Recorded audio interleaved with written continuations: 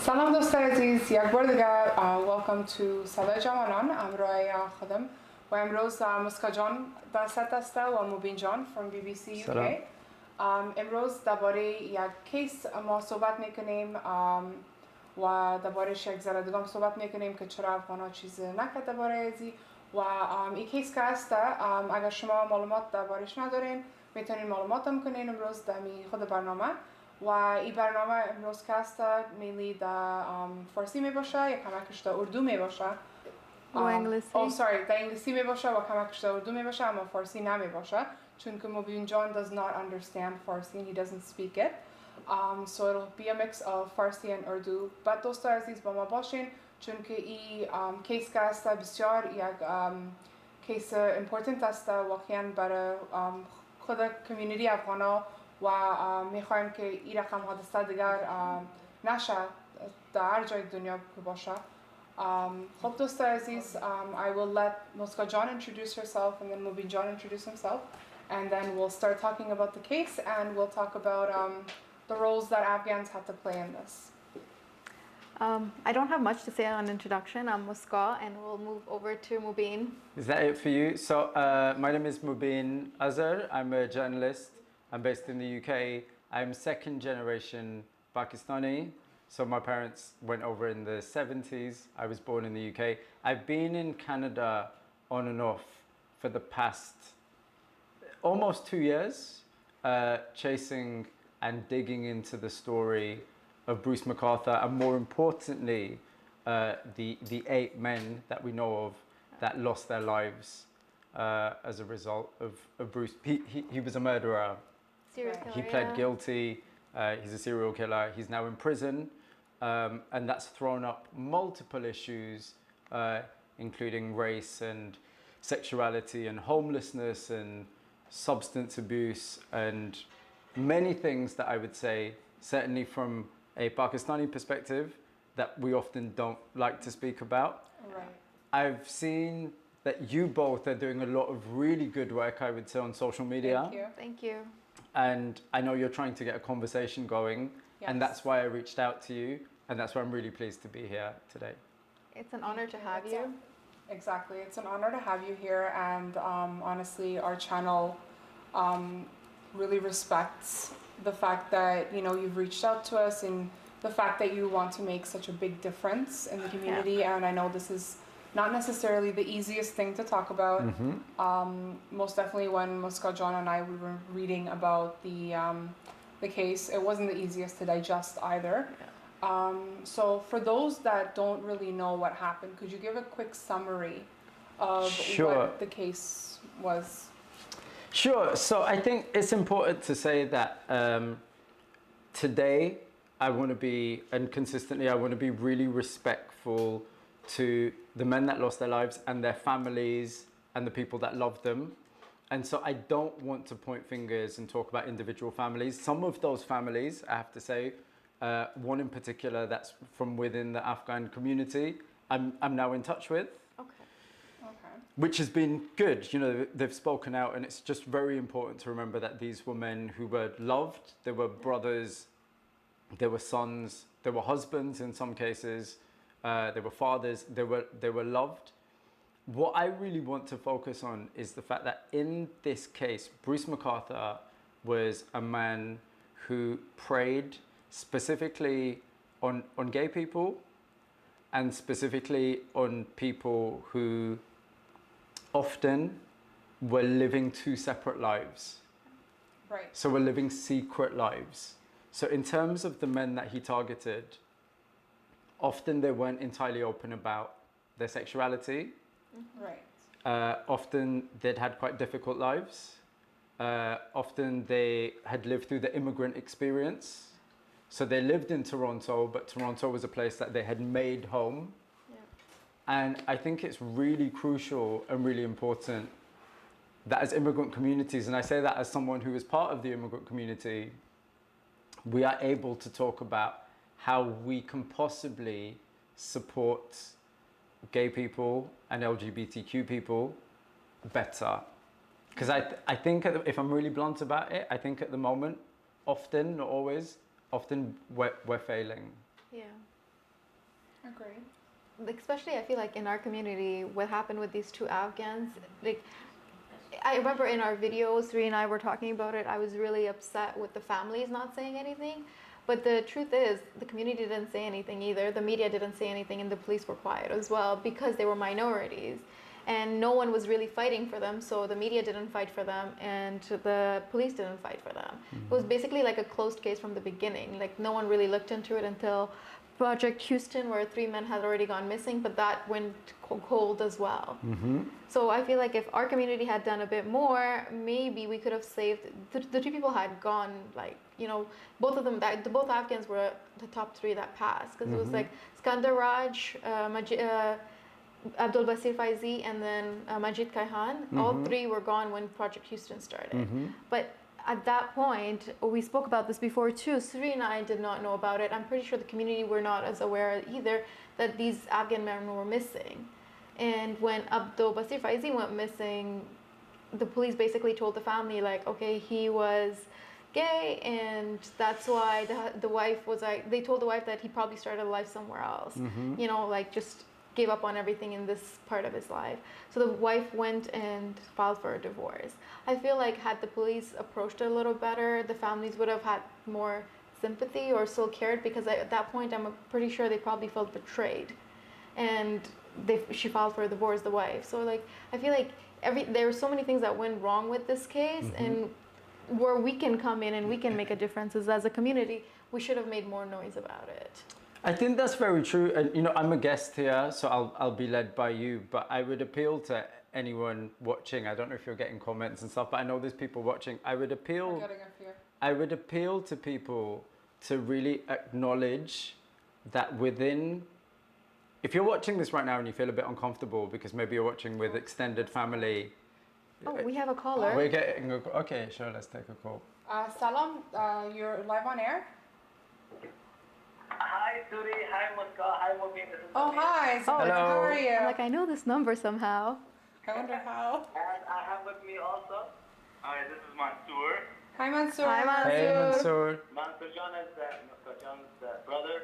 We just I wanted didn't to call know. and obviously to welcome Mubin John, Mubin as well. Thank you. Very, very good journalist from UK, brother. I hope you've had a good stay until now, and we just wanted to thank you guys for, like, you know, bringing light to such an important issue, and that, to be honest, like you guys have said, has not been spoken about so much, and we're enjoying the show. We just wanted to call and thank you guys, and we can't wait to hear the full show. Well, thank you for calling in. That's so kind of you. Thank you. Really appreciate that. All right, so let us not disturb you guys. We just wanted to, be a part of the show. That's it. Thank you. Thank you so The much. most important part, guys. Okay, thanks. I do. Bye. Bye. That's really sweet. That was actually. Oh. There you go. Yeah, so I was just saying that I think if there's people watching this that might be a little bit uncomfortable, it's important to acknowledge that in our households right now, even if you don't know it, your sister or your brother or a family member, there's going to be someone, a cousin, there's going to be someone in your household that is gay. Yeah. They might not have come out, but there's going to be someone there that is living with a secret. And we have to acknowledge how we support those people. And I really want to make this clear. I am not pointing a finger at any one community, and certainly at not one religious community, because there's lots of people who will profess to be religious and, you know, all of that stuff. That's fine. But the moment you cross the line is when you're not supporting people. And in the case, I certainly believe, in the case of Bruce MacArthur, we have people who, when it comes to the community, could have been supported in a different way. And I think if we're going to ask ourselves really honest questions, we have to work out how we can support LGBTQ people better, I believe. So in your research so far, because I know you've been researching this case for quite some time, why do you feel that they were not necessarily the most supported when they went missing? Like, what do you think some of the underlying causes are, other than the fact that that was their sexuality? Like, what else do you think were different factors as to why people didn't make any noise? Sure. So if I could say this, that in terms of the families in this particular case, I think it would be disrespectful to talk about them specifically, but if I can talk in a more general context. Yeah, of course. I would say, and feel completely free to disagree, often in our communities, and certainly in my time in Toronto, when I've been in places like Scarborough, when I've been in places like Brampton, if I've tried to start a conversation... Right, so more ethnic communities? Yes. Right. If I tried to start a conversation about gay people in our communities, often that conversation stops. Yeah. Yeah? Right. And so without pointing a finger at the particular families that were affected, I think we've just got to be realistic. If you are living in an environment where your very existence makes people uncomfortable, that's not going to be a healthy environment. And I think we need to work on that. And of course, you know, there'll be people watching. I'm sure I've heard this before. There'll be people watching who will say, Afghanistan is on fire right now. There's terrible things going on around them. Absolutely, absolutely. Right. But this is also an issue. Right, this has been an issue, from my understanding, for a very long time.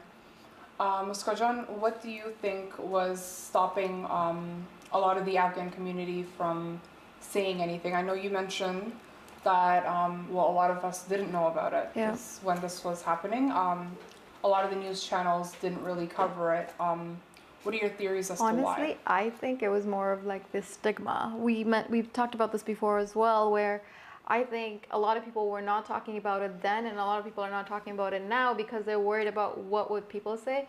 Our community is big on like Mardum Chimega. It's like everybody else's opinion matters so much that you kind of forget about those around you and what they need from you. So I feel like that's why it wasn't talked about. Like, let's just say like we're in the family and you find out that, for example, like I'm lesbian, and you don't want to talk about it because someone else would be like, oh, you know, Suri's backing her up, she must be a lesbian, right, kind of thing. Or, you know, you're a kafir if you're supporting it. So I think that was like a huge part of it, because and like there's so many people that we approached for our video that didn't want to talk because they were scared what people would say about them being involved in talking about it. So I think the stigma is huge, and the more we talk about it, the more people will be more comfortable and realize it's not such a big deal. It's just who they are. And like, you know, it's like somebody's like judging you for being straight, basically. How would you feel? I mean, and this is the thing that the reason I reached out to you two is I really commend the work you're doing. I think in lots of ways you'd be described as allies. Yeah. Yeah, I mean, I absolutely don't, you know, I have no shame in saying I'm second generation Pakistani, I'm a Muslim, I also happen to be gay. And there are many of us. There are many. So in your households right now, there will be those people, and we just need to work out how we support them. We really do. That's true, yeah.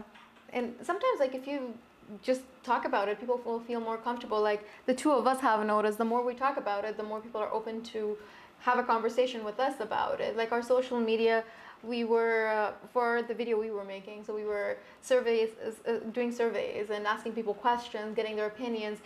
It's when we were doing it since January. So like the conversation started in January, and by the time we did our video in September, people were talking about it a lot more compared to the beginning, whereas in the beginning, we were getting stupid comments.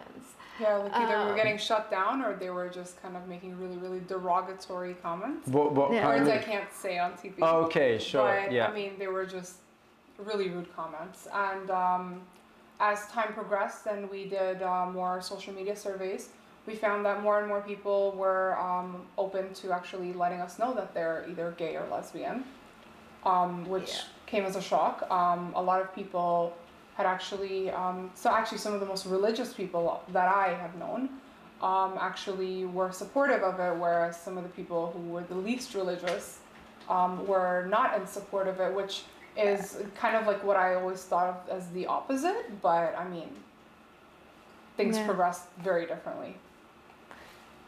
Yeah, I think this is the thing that often when we talk, particularly from a religious perspective, I think people tend to be very, very black and white and say this is okay and this isn't. we know that religion is, there's over 1 billion Muslims in the world. Yeah. And with the Muslim community, we have difference. We are a diverse community. Of course we are. So you cannot tell me that being hateful or being bigoted is part of any good faith. Yeah. Right. I also want to make it really clear, this isn't a Muslim issue. I have met and I continue to meet people from every religious background and no religious background who are also bigoted, who also do not like gay people. Mm-hmm. So this is an issue about bigots. It's not an issue about Muslims. There are many, many good Muslim people who are very supportive of the gay community. And I think that should be commended. Yeah. I guess like you two would be part of that. Yay. So I'm going to get into a little bit of a criminological side of things. Sure. Why do you feel that Bruce McArthur did what he did? Or rather, target the people that he targeted? Because we knew that they were people of color, we knew that they were gay, we knew that a lot of them were not outwardly gay. Mm-hmm. That doesn't mean all of them, but most of them weren't. But why do you feel that that's who, like, those are the people who he chose as his victims? That is the biggest question, and that is the question that I have made it my mission to answer or find an answer to in the last couple of years. And I'm still searching for that answer. I think broadly speaking, what I would say is there are themes of people being exposed, or a better word would be vulnerable. Yeah. And so those vulnerabilities include things like, in some instances, instability with housing, double lives, mm-hmm. families not knowing what was going on in an individual's life, right. Substance use, so I'm talking about drug taking. Mm-hmm. In each instance, there was either one or often there were multiple vulnerabilities. And I think what is really clear is that Bruce McArthur preyed on vulnerable people.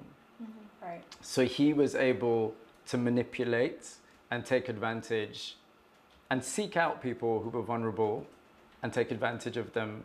And as a result of that, and this is the thing that we really have to consider, as a result of that, there's 8 people that were loved that are no longer with us. Yeah, right. That's a terrible place to be. And I think all of us need to think about anything we can contribute to stop it from ever happening again. Definitely. I think we as community owe it to the 2 Afghan victims as well, because if we talk about it now, like, for example, like learned from it, at least their deaths or murders would not go to waste, I guess. I don't know if that's the right term to use at this point, but... In vain? Yeah, that's the word I'm looking for, thank you. The more we talk about it, I feel like they started the conversation, like their deaths started the conversation, and I think we should just keep going with that, keep the momentum alive. Mm-hmm. So more and more people talk about it, and there's no other victims, like, I don't know if you guys want to use their names or not. Are we using names? Well, we can. But like, so like, you know, we don't have case, so we can't use names. Yeah, so we don't have another like Abdul Basir Faizi or Majid Kaihan in the community where, you know, their deaths were silenced, or their pain and sufferings were silenced mm-hmm. because of the stigma around it. I think that's absolutely right, and you know, I also think, as you pointed out, by talking about this, mm-hmm. if I can be really frank, you know, whilst I've been spending time in Toronto and traveling around, there's lots of people who don't want to talk about this case.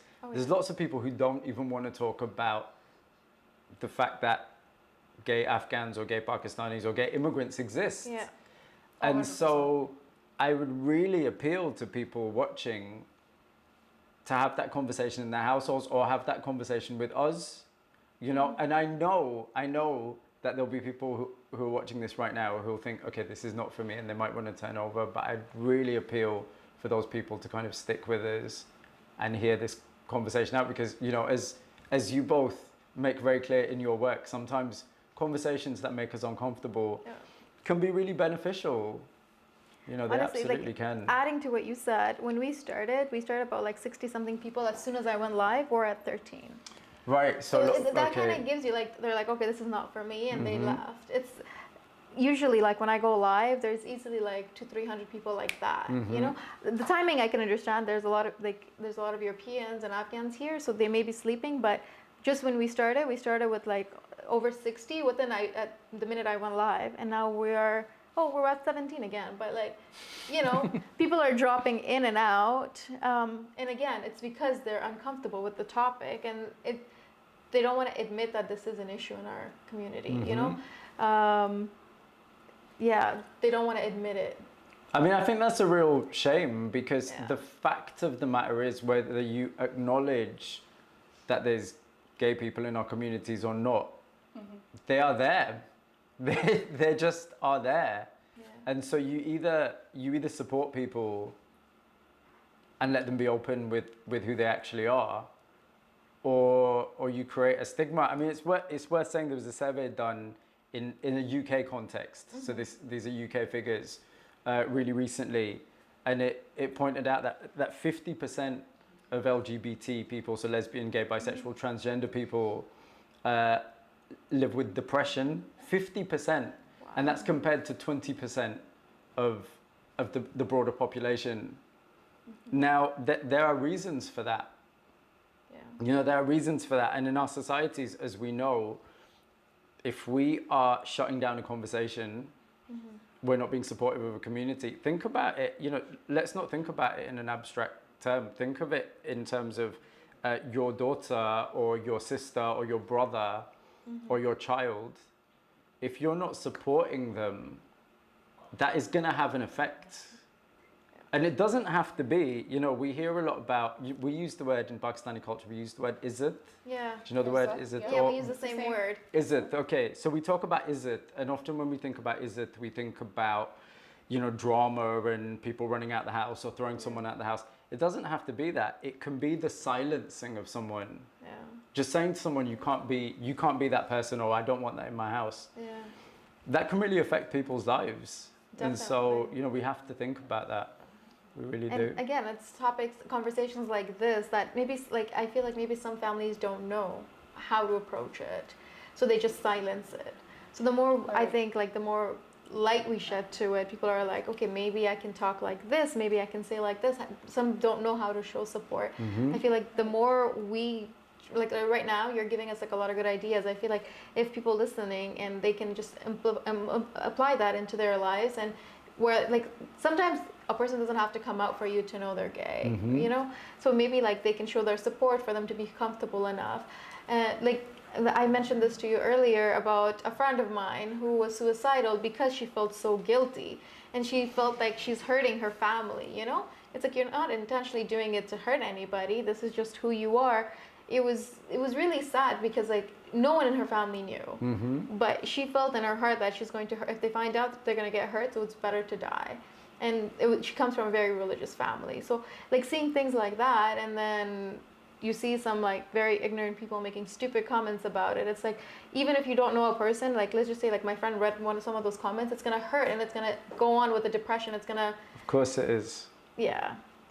It absolutely is. So this is going to be a little bit of speculation, but had any of these two victims, these two Afghan victims, the ones that we're focusing on, had any of them been having an affair and it would have been straight, do you think that the community would have made more noise about it? Say, for example, if they were straight and instead of, you know, having a secret gay affair, they had an overtly, like, straight affair. Yeah. Do you think the community would have made more noise?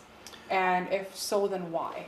Yeah, I mean, I can't speculate on the two individuals. It's really difficult to do that. What I would say, and I think this is completely... It's kind of like the situation, not the two individuals completely, themselves, but completely. The situation. Completely. So what I would say is, in our communities, we know... So let's just be really frank about this. Many men have extramarital affairs. It happens, yeah? Yeah. And we don't like talking about that because that is also be'izzati. It's matter of sharm. Yeah, sharm, be'izzati, whatever you want to call it. We don't like talking about that stuff. But if you say the threshold for talking about a man having I mean, I grew up with this. I don't know if you did. We've all heard of the uncle who has a second wife. Yeah. Okay. And no one likes to talk about it. Or the uncle that has one wife here and another wife, quote unquote, back home. Yeah. I don't know if you've, yeah? Oh, yeah. I've seen that a million times, yeah? So we don't like to talk about that, of course. But that is a whole lot more acceptable. Yeah. I've never heard of the uncle that has a secret boyfriend. Right. Even though it does happen, we don't Of talk course, about it. right. Of course it happens. Yeah? And so the other thing that I would really say, and this follows on from this point about would it have been different for these guys, we can bury our heads in the sand and we can pretend that gay people aren't in our communities and in our households. Yeah? And that's what we do often in countries like Pakistan and Afghanistan. I will tell you today, you know, if there's anyone who thinks that there are no gay people in Pakistan and Afghanistan, you've got something coming to you, because I've spent a lot of time in Pakistan. Pakistan has a really vibrant gay scene. It's behind closed doors. It's often very patriarchal, so it's to do with men just doing what they want to do. You know, women who are lesbians, you know, are not able to do what they want to do because often they're not allowed out the house. But in terms of men, this is happening. So you can't for a second pretend, you know, because often, and we were having this conversation before we came on air, often there's this idea that extramarital sex or having boyfriends and girlfriends, LGBTQ issues are often seen as a Western construct. Yeah. Right. They're often seen as being something that white people do. But I am here to tell you that is not the case. There are plenty of gay people in Pakistan, Afghanistan that are doing what they do. They're just doing it behind closed doors and they're living a life of secrecy, and that's not fair. You know, There's actually books about this. there's also like in Afghanistan, and maybe it's around the world secretly, I don't know, but bachabozi, have you heard? So it's when a grown man is with a child. We talked about this briefly, did in and our we are podcast. working on a full-on video program on it. But just briefly, it's like the child has no say. So if I feel if that person is so interested in men, had it been more open, they may spare that child. So, you know, believe like- it or not, sorry to cut you off, but a lot of times they think it's acceptable if it's a male child because it's not considered a male because he's not yet hit puberty. So that's why they will usually prey on the younger children that are males, because although they have that feeling, well, I guess perversion because it's a child, they would like to justify it as it's actually technically not a male. You know what? I think again, this is a really difficult subject to speak about. We know bachabazi is part of Afghan culture. It's part of Pashto culture. It's part of Pathan culture. We know it is.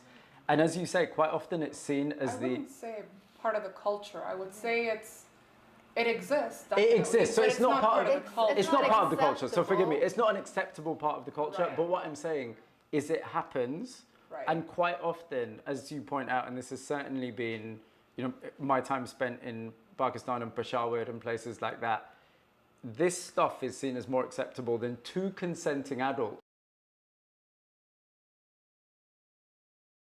Like two consenting adults being together is unacceptable for them. But if it's a kid, it's okay. No one really, they may not approve it, but they're not going to object it, which is what bothers me so much. It's like, and I went to Afghanistan and I met those kids, and at that point I was really trying hard to like get them to come here or go somewhere else so they can start a life fresh. But those kids are like, well, this is like my means of like, I feed my family with this money. You know, like you're just like, oh my God, like what am I doing? Like basically they're like in a situation where it's like either be with this older man who's sexually abusing them or like their family goes starving. You know, and people know about this, and it's pretty much in the open. There's a documentary I was watching, and this man, he was a general or something in the military. Like, he's like a well-known person, and he had a bacha. And it was okay because the bacha came himself. It's like he needed the help, of course. He needed financial money for his family, you know. But this guy, instead of just supporting it or saying I can't, he was using it as a sex slave, basically. And that's okay because the kid came to him. Yeah, it's just But- disgraceful. Yeah, like he could have just had a gay relationship, which is fine, but not in Afghanistan where they don't talk about it. So that's not okay, but child abuse. Yeah, absolutely. I mean, I want to know from your perspective, because you guys are actual Canadians. I'm an outsider. How do you think here, in terms of immigrant communities, how do you think things are actually gonna change? Like, are you optimistic at all? Oh yeah, I think it's going. Based on our own experience, I think, because since January, like people are more open to talk about it with us, and I feel like the more we do about it, the more we talk about it, there's going to be more people that are open about it, and our generation, I feel, really doesn't care much about the older generation what they have to say. Right. Right? Right. So there's In the a lot nicest of, possible way. yeah, like Right. I mean that with all the respect to adults, but it's true. Like there are some gay Afghans that are out in the open. Not in Canada that I know, but there's I know one in in Europe. US. In Europe, there's a In few. Europe, there's quite a bit. And they're open about it. They don't care. And it started with one guy who came out in the open, and now there's a whole group of them that are friends, and they come live and they talk and they do interviews. And I absolutely love it. It's like, it's their life. Who are we to judge, and who are we to make that decision for them? So I think with our generation, it's going to like live and let live. And I mean, it's easier. It is now than it was years ago. I think you're right. I think there's a lot of progress being made, and I absolutely think that people like you are driving that conversation. So I think that's a really, Like yourself. I think that's a really good thing. We've spoken about how, I guess, people of color and immigrant communities kind of like swept this issue under the carpet because the victims were of the LGBTQ community. Now, the police themselves also kind of swept most of this under the rug.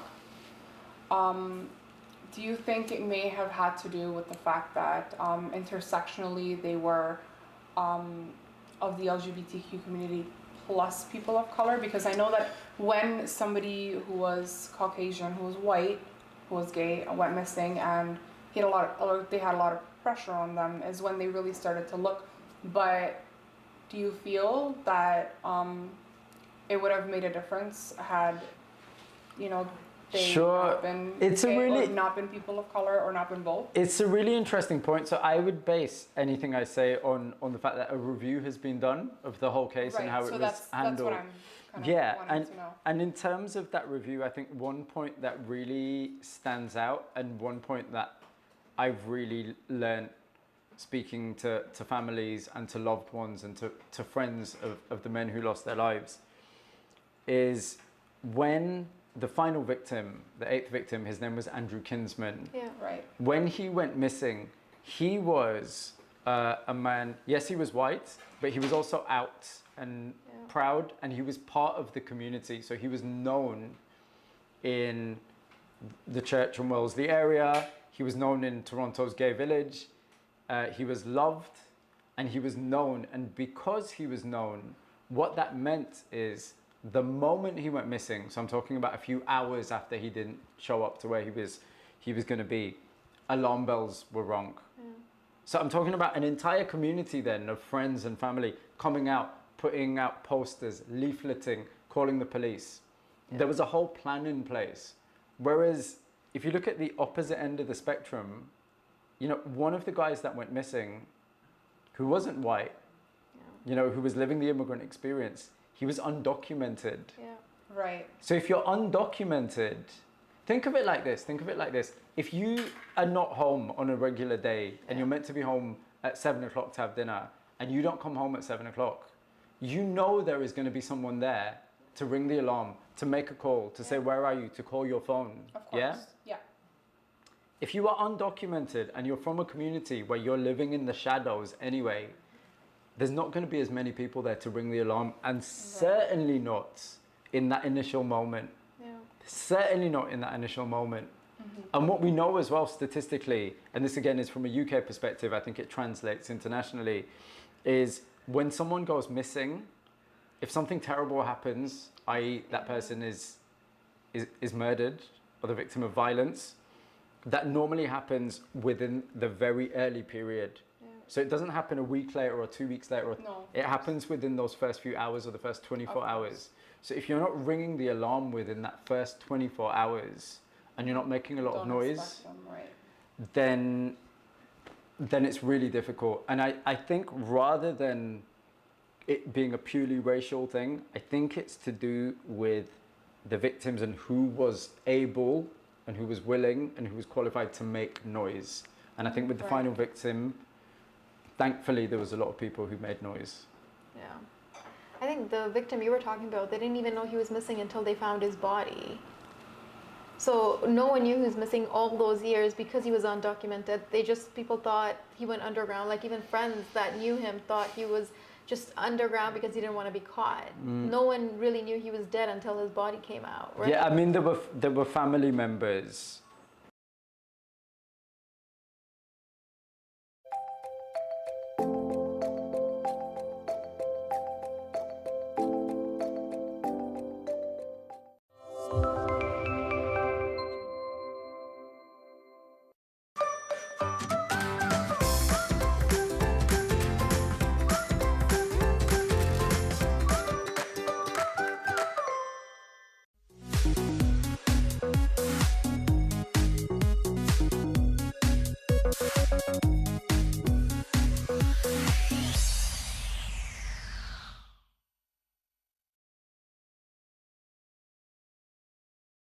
This is an issue.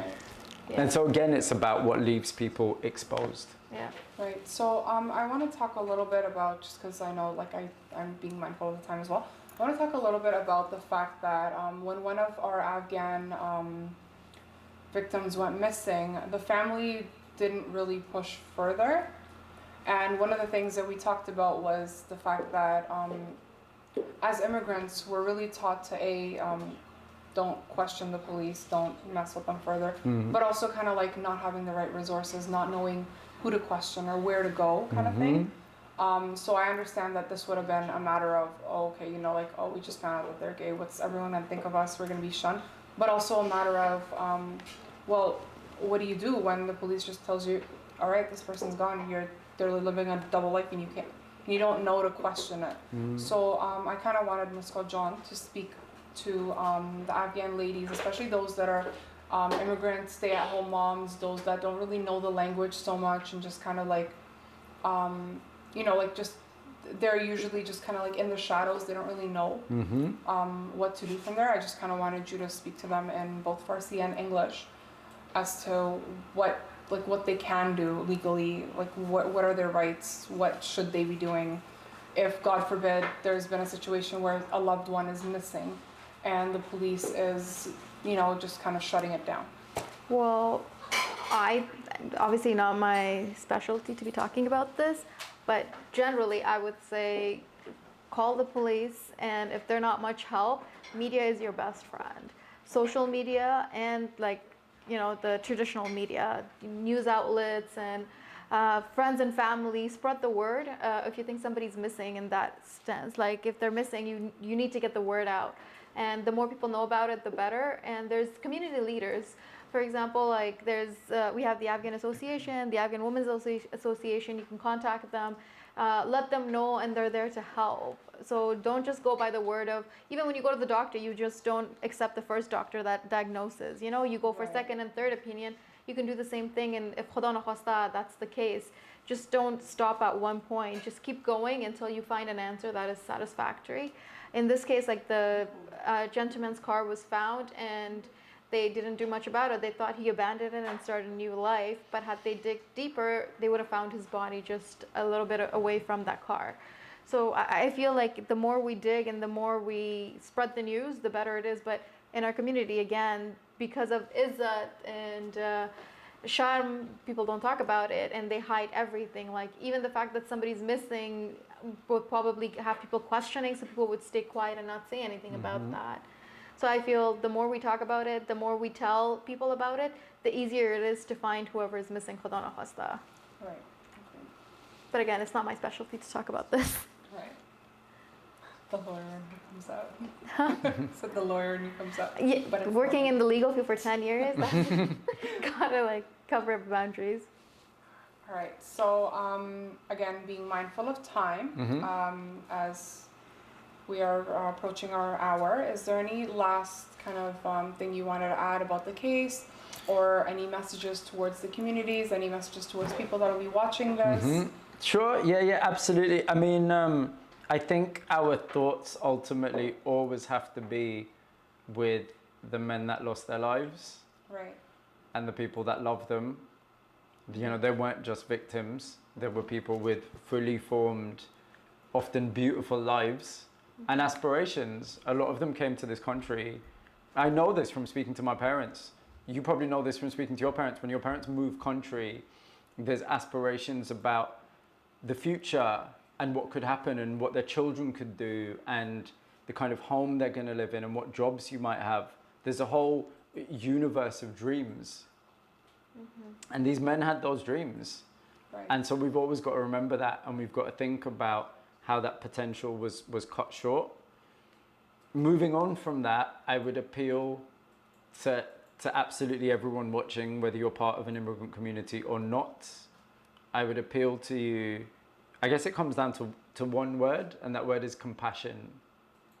So it doesn't matter if you're part of the, you know, you're going to go on about things being haram and, you know, this is haram and this is not halal, and it doesn't matter. It doesn't matter how pious you think you are. It doesn't matter how tightly you believe your culture or your interpretation of religion forbids something. Be compassionate. Be compassionate because you don't know who that is going to help. You don't know how much a kind word or a word of acceptance or a look of acceptance in some instances, you don't know how life-changing and life-saving that could be for someone. So please be compassionate. Yeah. Okay, Musca, any words from you? No, just that love the people around you and accept them for who they are. And that's huge, especially with what's going on. It's such a dark world outside. So when we're coming home, we should feel comfortable being us and being ourselves. So just love everyone and love yourself too. All right, دوستای عزیز، ایان بود episode صدای جوانان for this week. Next week, Bakhair will have another guest, another topic, another taboo to cover, and hopefully you'll still be around by then. Right, دوستای عزیز, until next week, خدا نگهدارتان. خداحافظ. خداحافظ.